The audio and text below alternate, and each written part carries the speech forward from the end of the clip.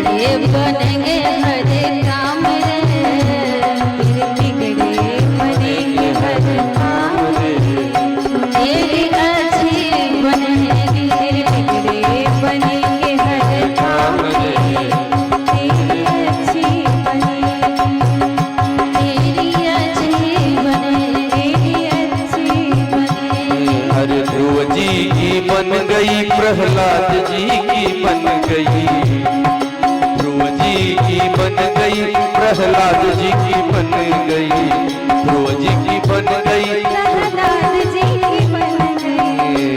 हरि कीर्तन में तू लाग रे, हरे कीर्तन में तू लाग रे, तेरी अच्छी बनेगी, संतों के संग लाग रे, तेरी अच्छी बनेगी।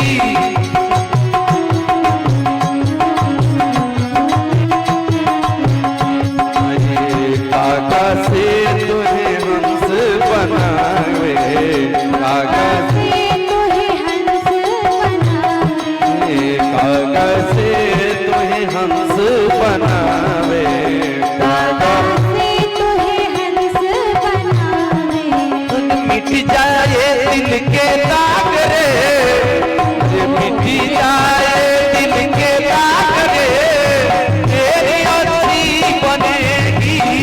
मिट जाए तुमके दाग रे, तेरी अच्छी बनेगी। संतों के संग लाग रे, तेरी अच्छी बनेगी। तुम्हें संग लाग रे, तेरी अच्छी बनेगी।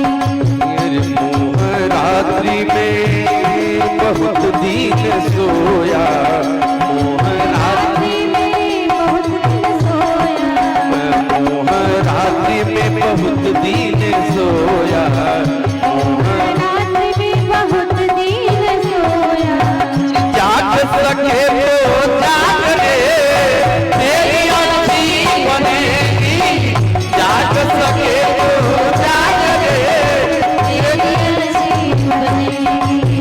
संतन के संग लाग रे, तेरी अच्छी बनेगी, संतन के संग लाग रे, तेरी अच्छी बनेगी।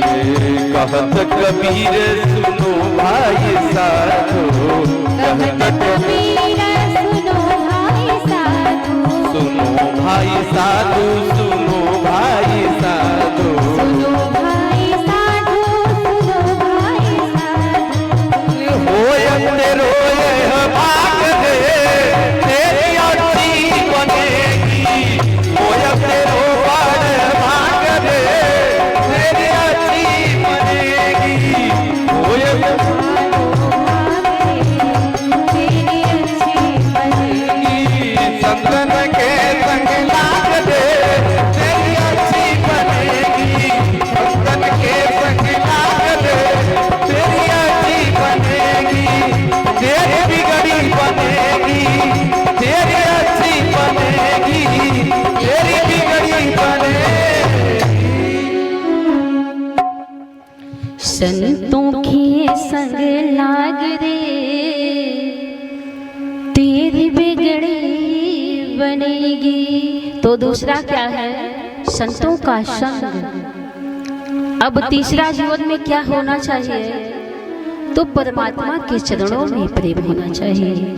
जे श्रद्धा संबल रहित नहीं संतन कर साथ, अतिनको मानस अगमयति जिन्हीं न प्रिय रघुनाथ। तो मानस को यदि सुगम बनाना है, समझना है कि मानस की कथा मानस में उतर आवे, तो इन तीनों का होना जीवन में जरूरी है, तब बात समझ में आएगी। लेकिन आज कुछ कथा की शैली ही बदल गई है। बहुत तरह से लोग मंचों से कथा कह रहे हैं। एक कथा उड़ान की होती है कि जो एक जगह से उठाए और पूरे मानस में घूम जाए, उड़ान की कथा। और एक कथा होती है बालकांड से प्रारंभ करना और उत्तरकांड तक पहुंचा देना, एक ऐसी कथा होती है। तो हर महात्माओं की, संतों की, प्रवक्ताओं की अलग अलग शैलियां हैं कथा कहने की। तो यह क्या है? ज्ञान मंच है। ज्ञान मंच से ज्ञान की बातें, प्रामाणिक बातें, तर्क शास्त्र पूर्ण बातें होनी चाहिए, न कि जीवन में उतरे ही ना, वह हृदय में समाये ही ना। ऐसी कथाएं मंच से नहीं होनी चाहिए। तो मानस की जो कथा है प्रतीकात्मक है, सिंबॉलिक है, सांकेतिक है मानस की कथा। तो मैं आप सबसे कल चर्चा कर रही थी रावण के विषय में। कितना बड़ा अत्याचारी रावण, जिसे सीता जी फटकारती हैं, दुष्ट निर्लज सठ सब कुछ बना देते हैं रावण को। वैसे रावण को, वैसे बलशाली को, जे रावण को जानते हैं ना कितना बलशाली था रावण, कितना बलशाली था। उसके विषय में कहा जाता है कि कौतुक ही कैलाश पुनि अलिन्ह सिजाई उठाए। खेल खेल में ही कैलाश पर्वत को उठा लिया था रावण। कथा सर्वविदित है कि कैलाश पर्वत को कोई उठाने वाला हुआ तो रावण, जिसके भय से पृथ्वी कांपती थी, चलत दशानन डोलत अवनी।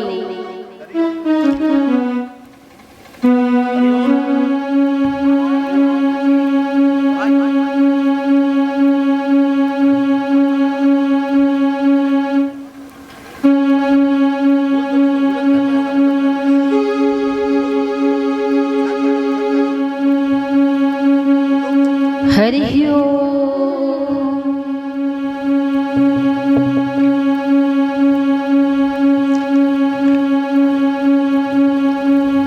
भंडारे में जितने भी यहाँ माताएं बहनें हैं, अतिथिगण हैं, भोजन का कार्य चल रहा है, आप लोग जाकर भोजन कर लीजिए।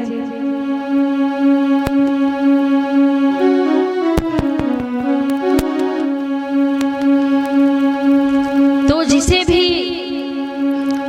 जाना है भोजन करने के लिए वो लोग जा सकते हैं, कथा तो चलती रहेगी। तो रावण इतना बलशाली कि जिसके चलने से पृथ्वी कांपती थी, चलत दशानन डोलते अवनी। एक बार की घटना है कि रावण पहुंचा कहाँ?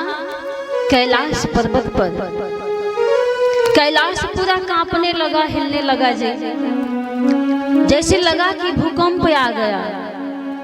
रावण के पहुंचते ही कैलाश पर लगा भूकंप आ गया। तो पार्वती जी पूछने लगी, प्रभु ये इतना हलचल क्यों मच रहा है, ये पर्वत कांप क्यों रहा है? तो भगवान शिव ने कहा, हे पार्वती, जानती हो मेरा शिष्य आ रहा है। पार्वती जी ने कहा, महाराज ये कैसा शिष्य है कि जो शिष्य गुरुजी के घर पहुंचे तो पूरा गुरुजी का घर ही कांपने लगे, डगमगाने लगे। ऐसे भी शिष्य होते हैं क्या कि आए तो पूरा उथल पुथल मच जाए प्रकृति में, कैलाश पर्वत पर? ऐसा था रावण। कौतुक ही कैलाश पुनि लिन्ह सिजाई उठाए। जरा आप ध्यान देंगे इन प्रसंगों पर, क्योंकि एक भी शब्द छोड़ेंगे तो बात समझ में नहीं आएगी।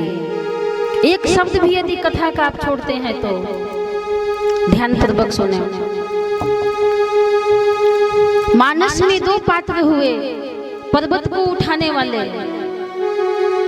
एक रावण, कौतुक ही कैलाश पुनि अलिन्ह सिजाए उठाए। दूसरा कौन है जी?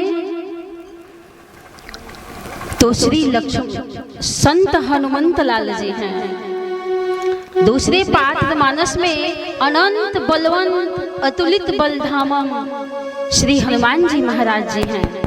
वो कब पर्वत को उठाए थे आप जानते हैं, कथा सर्वविदित है। जब लक्ष्मण जी को वीर घातनी शक्ति लगी हुई थी, मूर्छित थे, उस शक्ति से लगा कि प्राण ही नहीं बचेंगे। तो हनुमान जी ही संजीवनी बूटी लेने के लिए जाते हैं। और जब पहुंचे वहां पर तो उन्हें समझ में नहीं आ रहा था कि कौन सी बूटी जीवनदायिनी है, प्राण की रक्षा करने वाली है। तो हनुमान जी क्या करते हैं, देखा सैलन औषध छीना,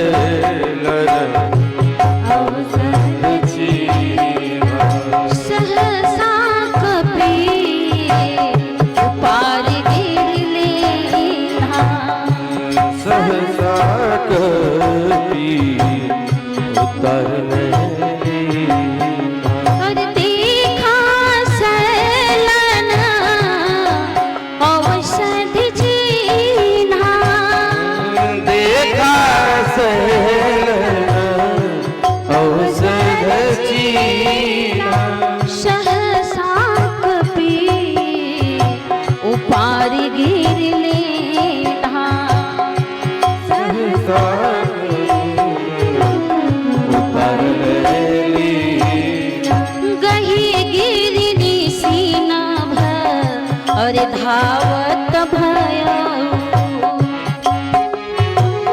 अवधपुरी पर कपि गयो,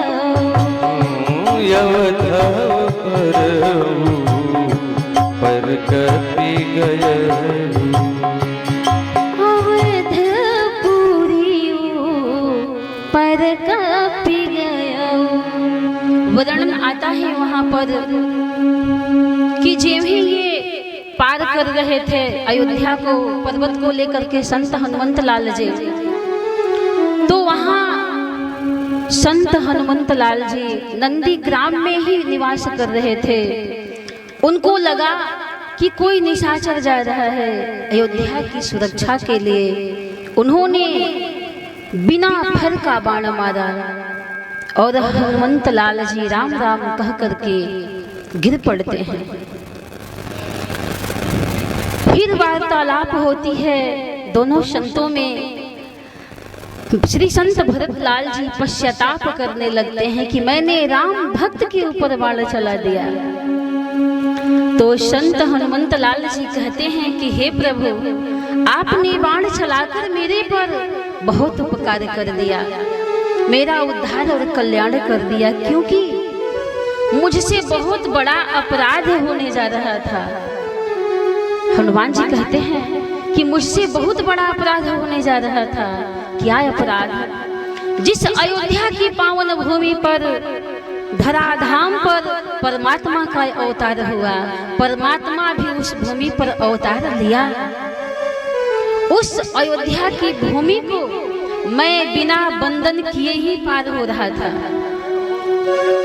बिना नमस्कार किए, बिना उस भूमि को स्पर्श किए ही मैं ऊपर ऊपर जा रहा था। जिस परमात्मा ने धराधाम पर आया, उस भूमि का चयन किया मेरे राम ने, उस पुरी का चयन किया, भगवान ने भी अवतार लिया और मैं उस भूमि को, उस अयोध्या पुरी को बिना प्रणाम किए ही मैं पार कर रहा था। इसलिए हे प्रभु, हे भरत जी महाराज, आपने उस अपराध को होने से बचा लिया। मुझसे बहुत बड़ा पाप हो रहा था कि मैं अपने प्रभु की पावन पुरी को बिना नमस्कार बंधन किए ही पार कर रहा था। इसलिए बाण आपने मारा तो मेरा कल्याण हो गया, उद्धार हो गया, अपराध होने से आपने बचा लिया जीवन में। तो कहने का अभिप्राय यह है कि दो पर्वत को दो महानुभावों ने उठाया मानस में।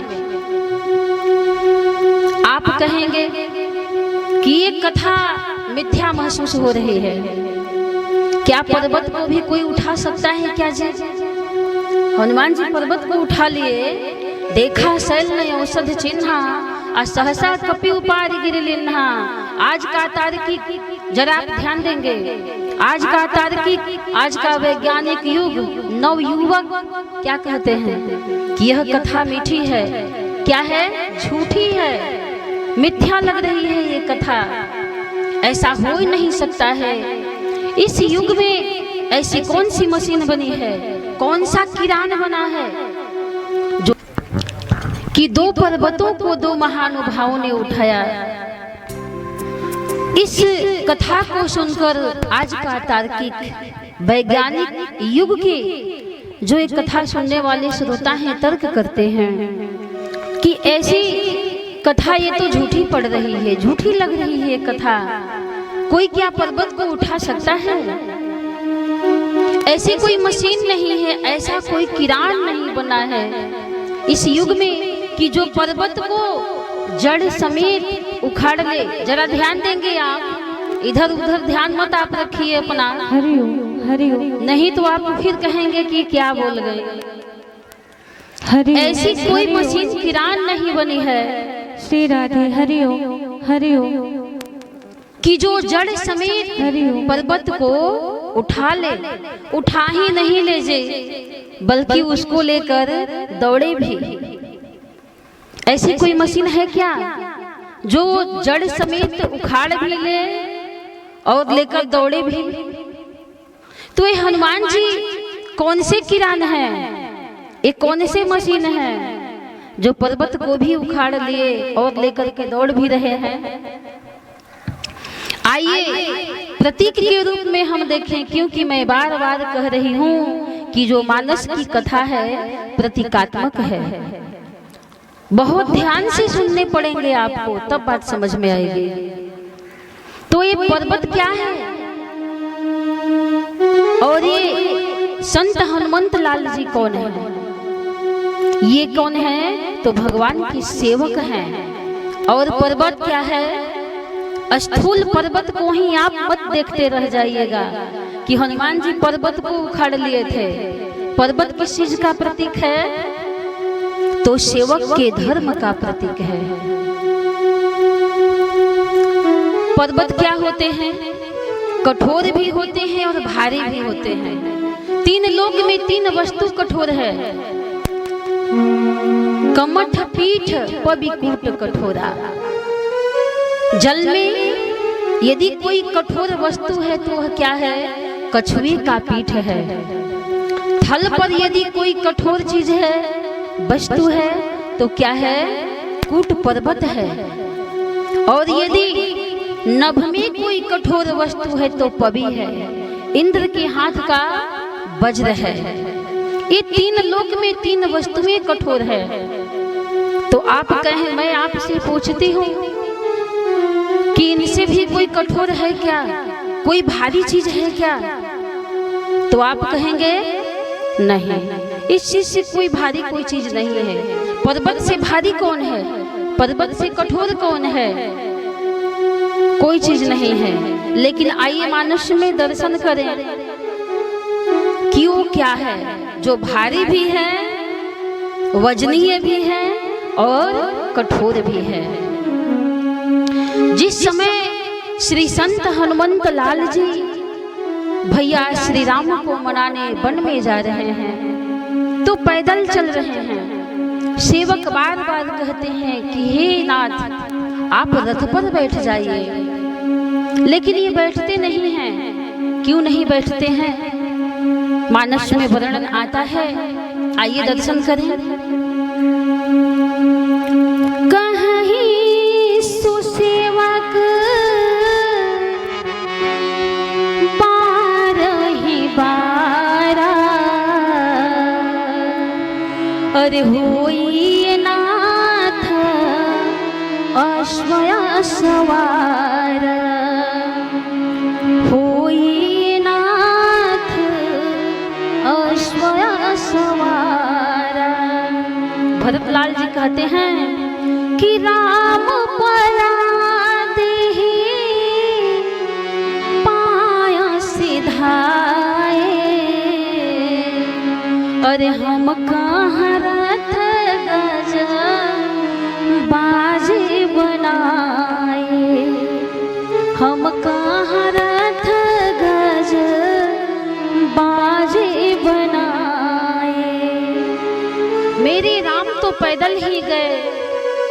नंगे पांव चले, कांटों में पत्थरों पर कंटकीली मार्गों में मेरे भैया बिना पद पादुका के चले, बिना कोई जूते चप्पल पहने का गए।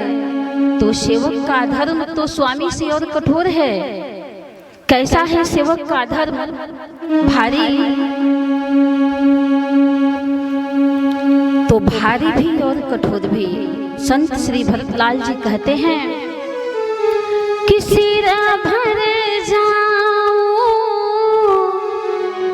अरे उचित समोरा,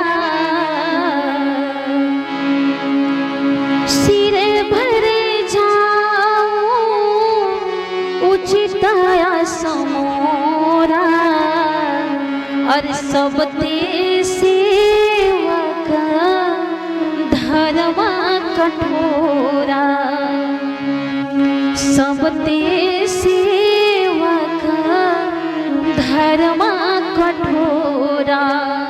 तो सेवक का धर्म कठोर है। अब भारी भी है, तो भारी कैसे है? वर्णन आता है चित्रकूट प्रसंग का कि जो हठ करऊता, जो हठ करऊता निपट को करमो, आहर गिरते गुरु सेवक धर्मो, हर गिरते गुरु सेवक धर्मो। तो सेवक का धर्म भारी भी है। कैसे? तो जो हठ करऊं तो निपट को करमो, हर गिरते, अरे कैलाश पर्वत से भी कोई भारी है तो वह है सेवक का धर्म है। यह गुरु है।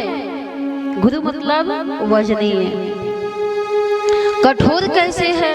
तो सिर भर जाऊं उचित असमोरा, सबते सेवक धर्म कठोरा। तो ये सेवक के कठोर धर्म को, भारी धर्म को, गुरु धर्म को संत श्री हनुमंत लाल जी अपने सिर पे इसको धारण करते हैं। सेवक के धर्म को सिरोधार्य करते हैं, ना कि आप स्थूल पर्वत को देखते रह जाएं कि पर्वत को हनुमान जी उठा लिए थे। नहीं, सेवक के धर्म को धारण किए। एक और वर्णन आता है, मैं उसका भी दर्शन करा देना चाहती हूँ।